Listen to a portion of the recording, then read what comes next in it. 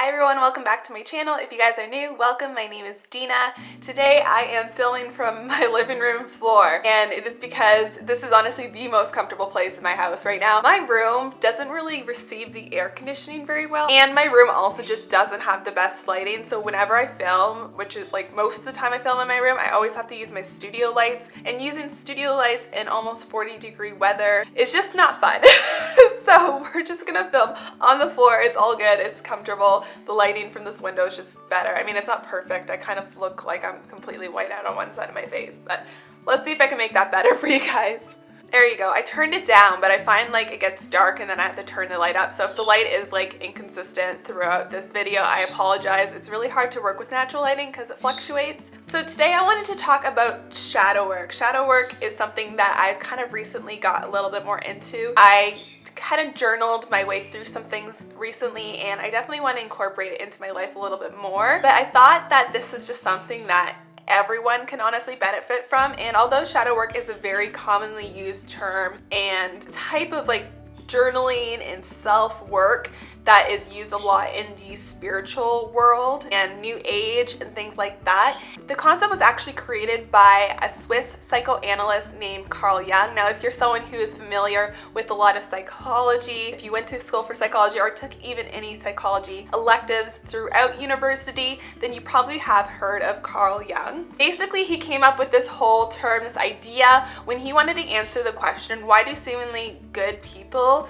do obviously bad things? So what is the shadow self? Basically, the shadow self is the self that's a little bit darker, and all of us have this side of ourselves. It's the aspects of our personality that we tend to suppress. This can be composed of things such as jealousy, envy, rage. Now, the problem with suppressing the shadow self and not, acknowledging it's there, not working through it, is that these traits that we don't like about ourselves that we suppress tend to just pop up and just come out at unexpected and very, inconvenient times. Now, the way we are socialized in society, we're kind of taught to suppress this. We're taught that we're supposed to behave in a certain way, and because of this, a lot of issues arise in all of us.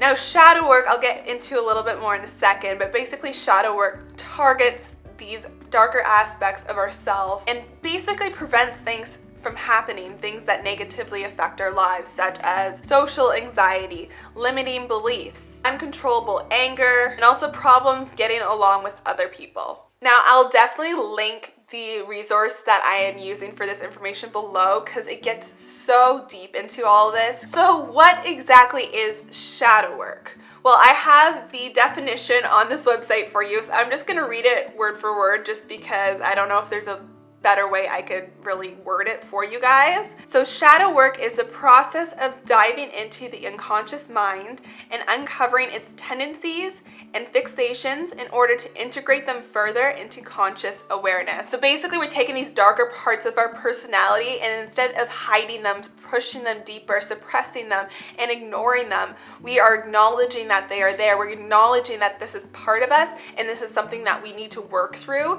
And by targeting this, we can integrate it into our everyday lives and live a more meaningful and better life, basically. Now, normally what happens, because we all tend to suppress this part of ourselves because society tells us to, normally the conscious mind takes our aspects of our shadow self, our unconscious, and it kind of like creates these other, I don't know how to word it, but there's three things they talked about. So basically there's projection, rationalization, and social masks. So basically, projection is when you take these aspects of yourself and instead of acknowledging that that's part of you, that's there, we are projecting it onto other people. Rationalization was another one. Rationalization is basically justifying your behavior. Well, I did this because I had to because of this kind of thing. I couldn't get this done because this was stopping me, or, things like that. Well, I didn't do well on this test because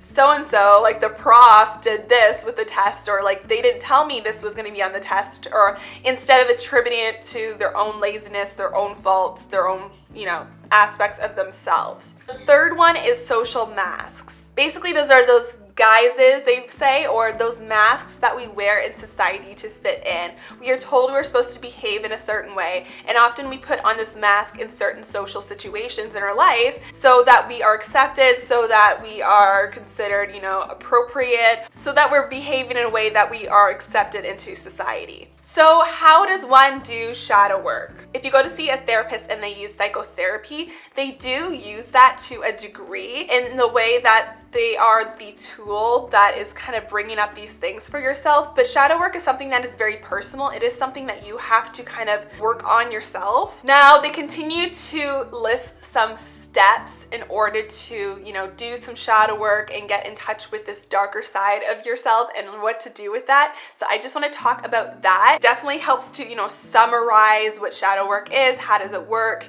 and all that. So let's get into it. So number one, silence is very important. When you do any sort of self-work, you need to be focused on yourself.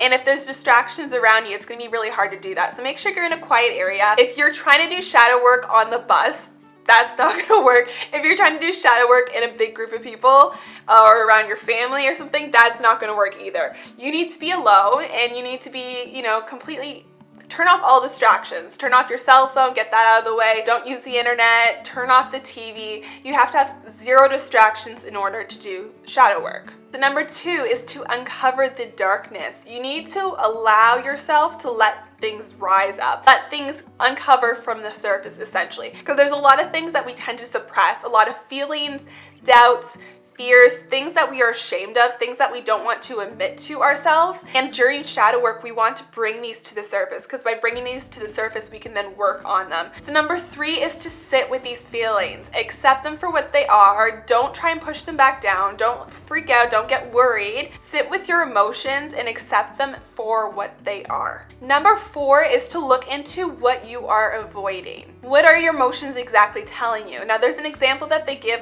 there's quite a few examples they give on this website, but this is one of them I thought I would bring up. For example, internet addiction. Are you actually uncovering new information or seeking out new information, or are you using it as a way to avoid doing something else, like shadow work, right? So are you avoiding a situation by doing something else? What is it in your life that you are avoiding? Because I can tell you that most of us are probably avoiding something, whether it is to do something, whether it is avoiding a emotion or a feeling or a fear. Like, there's something that we all want to avoid in our life because it hurts too much or it's too scary. So really look into what you are avoiding. Number five is to write it down. This is so important because a lot of the time you can think through things, but until you write it down, you don't have a concrete understanding of what it is that you're feeling. And writing things down, for some reason, it just gets things flowing and you realize a lot more about yourself. Plus, it helps you to remember. I mean, you could just write it out and burn it if you wanted to, but I would urge you to maybe just keep documentation of your feelings, your shadow work, so you can look back on it later and you can kind of see where you've grown, or you can kind of come back to it. Maybe there's certain things that you're kind of working through in this session of shadow work, but perhaps there's things that you may end up pushing down again. And in that case, it might be hard to bring it up again. And maybe, opening that book to view the shadow work that you already did will just help to remind you, what you were working on and where you need to go from there. So I definitely would urge you to write it down and write it in a journal that you can keep for future reference. Number six is basically to work through it. Now, they say see a therapist, and in many cases, seeing a therapist or a counselor, it can be honestly very helpful for everybody. You don't necessarily have to be going through some crazy stuff. Anyone can benefit from speaking to a therapist or a counselor if you can afford it. And I mean, there's definitely a lot of online resources that are free too. Seeing a therapist, counselor could definitely help you work through the things that you uncovered in your shadow work. It doesn't necessarily mean that you have to. You could just work through these things yourself, and maybe, doing the shadow work was enough to bring things up and realize what you need to work on in your life.